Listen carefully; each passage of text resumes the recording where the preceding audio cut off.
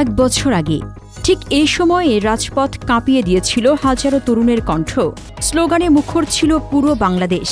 কেউ হারিয়েছেন প্রিয়জন, কেউ হারিয়েছেন ভবিষ্যতের নিশ্চয়তা, আবার কেউ বিশ্বাস করেছিলেন একটি নতুন বাংলাদেশের সূচনা হতে যাচ্ছে। কিন্তু আজ এক বছর পর সেই প্রশ্নটাই আবারও ফিরে এসেছে। জুলাই গণঅভ্যুত্থান কি শুধু ইতিহাসের একটি অধ্যায়, নাকি সত্যিই বদলে দিয়েছে বাংলাদেশের বাস্তবতা? চলুন তথ্য ও বিশ্লেষণের আলোকে খুঁজে দেখি সেই উত্তর। দর্শক, ২০২৪ সালের জুলাইয়ে শুরু হওয়া ছাত্র জনতার আন্দোলন বাংলাদেশের রাজনৈতিক ইতিহাসে একটি গুরুত্বপূর্ণ মোড় তৈরি করে।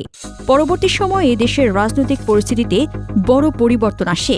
নতুন প্রশাসনিক উদ্যোগ ও বিভিন্ন সংস্কার নিয়ে আলোচনা শুরু হয়। এক বছর পূর্তি উপলক্ষে দেশজুড়ে স্মরণসভা, আলোচনা, সাংস্কৃতিক অনুষ্ঠান এবং শহীদদের প্রতি শ্রদ্ধা নিবেদনের কর্মসূচি পালিত হচ্ছে। কিন্তু শুধু রাজনৈতিক পরিবর্তনে কি একটি গণঅভ্যুত্থানের সাফল্য নির্ভর করে? অনেকের মতে আন্দোলনের ফলে নতুন করে নাগরিক অধিকার, জবাবদিহি এবং রাষ্ট্র সংস্কার নিয়ে আলোচনা জোরালো হয়েছে।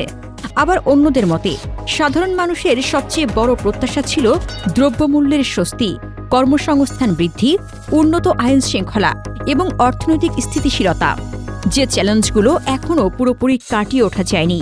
তাই প্রশ্ন উঠছে, পরিবর্তনের যাত্রা কি কেবল শুরু হয়েছে, নাকি কাঙ্ক্ষিত লক্ষ্য এখনও অনেক দূরে? রাজনৈতিক বিশ্লেষকদের মতে যে কোনো গণ আন্দোলনের প্রকৃত মূল্যায়ন হয় সময়ের সঙ্গে। সরকার পরিবর্তনের চেয়েও বেশি গুরুত্বপূর্ণ হল শক্তিশালী প্রতিষ্ঠান, আইনের শাসন, স্বচ্ছতা এবং জনগণের আস্থা নিশ্চিত করা।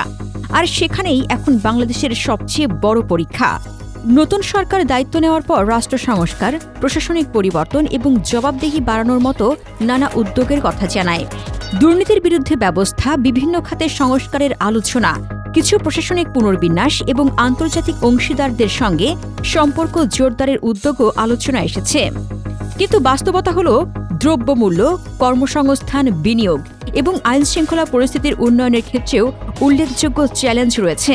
মূল্যস্ফীতি, কর্মসংস্থান, বৈদেশিক বিনিয়োগ, শিল্প উৎপাদন এবং অর্থনৈতিক স্থিতিশীলতা নিয়ে আলোচনা অব্যাহত রয়েছে। দেশের একাংশ মনে করে রাজনৈতিক পরিবর্তন ভবিষ্যতের জন্য নতুন সম্ভাবনা তৈরি করেছে।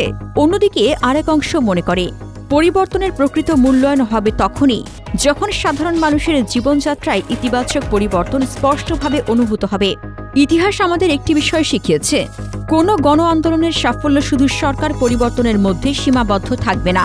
প্রকৃত সাফল্য তখনই আসে যখন রাষ্ট্রের প্রতিষ্ঠানগুলো আরও শক্তিশালী হয়, আইনের শাসন প্রতিষ্ঠিত হয়, দুর্নীতি কমে, নাগরিক অধিকার সুরক্ষিত হয় এবং সাধারণ মানুষের জীবনমান উন্নত হয়। আপনার কি মনে হয়, জুলাই গণঅভ্যুত্থানের এক বছরে আমরা